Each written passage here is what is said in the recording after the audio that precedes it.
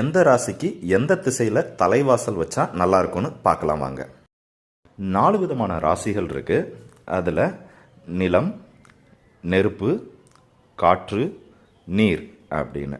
So இதில் நெருப்பு ராசிகள்னு பார்த்தீங்கன்னா மேஷ ராசி, தனுசு ராசி, சிம்ம ராசி வரும். நீர் ராசிகள்னு பார்த்தீங்கன்னா மீன ராசி, கடக ராசி, விருச்சிக ராசி வரும். காற்று ராசின்னு பார்த்தீங்கன்னா மிதுனம், கும்பம், துலாம். நிலம்னு பார்த்தீங்கன்னா ரிஷபம், மகரம், கன்னி.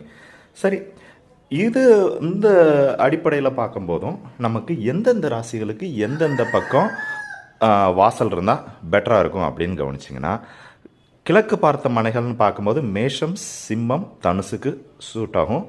அதே மாதிரி தெற்கு பார்த்த ராசிங்கிறது நிலம் ராசிகள் சம்மந்தப்பட்டவங்களுக்கு பெஸ்ட்டாக இருக்கும்.